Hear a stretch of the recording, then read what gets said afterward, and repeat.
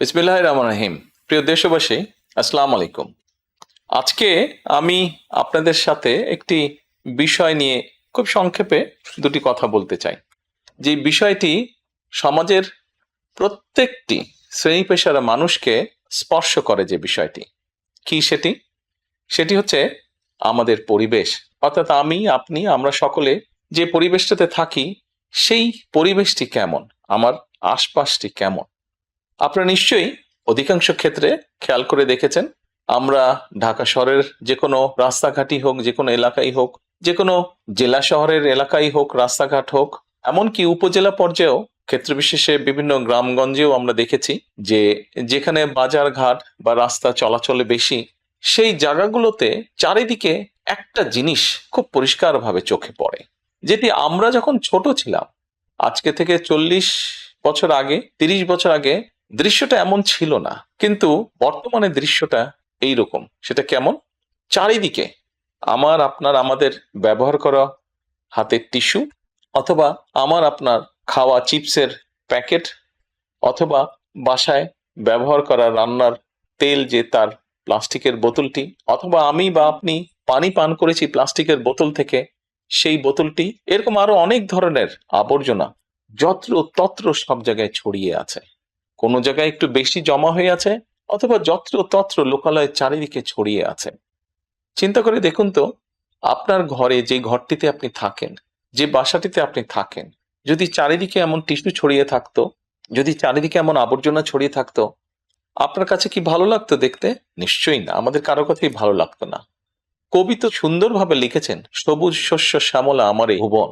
তো আসুন না, আমরা কেন আমাদের পরিবেশটাকে সুন্দর করতে পারবো না? বাংলাদেশের অধিকাংশ মানুষই পায়ে হেঁটে চলে, অথবা রিকশায় যায়, অথবা বাসে চলাচল করে।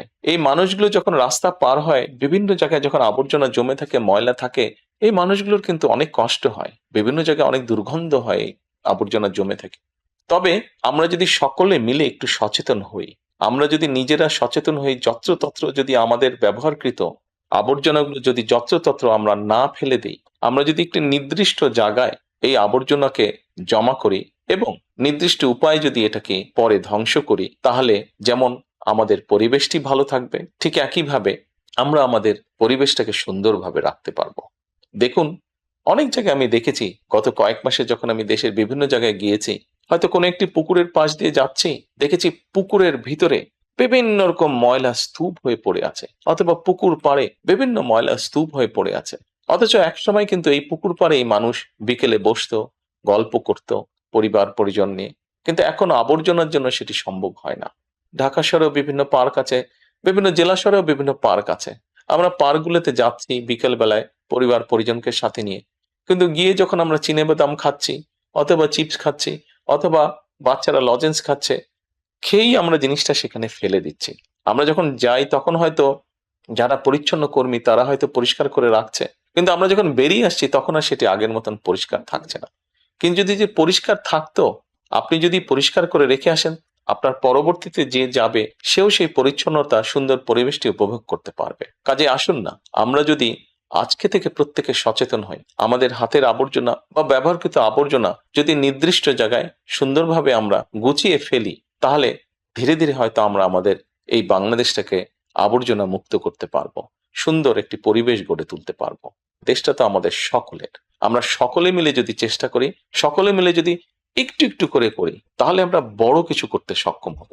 প্রিয় দেশবাসী, আপনাদের কাছে আজকে এই সহযোগিতাটা আমি চাইছি। আমরা সকলে মিলে আসুন, চেষ্টা করি আমাদের দেশটিকে পরিষ্কার সুন্দর রাখতে। আমরা সকলে মিলে চেষ্টা করি আমাদের পরিবেশটিকে সুন্দর পরিষ্কার রাখতে, যা নিশ্চিত করবে আমাদের আগামী দিনের বংশধরদের জন্য একটি সুস্থ দেশ, সুস্থ পরিবেশ। সকলকে আন্তরিক ধন্যবাদ। আসসালামু আলাইকুম।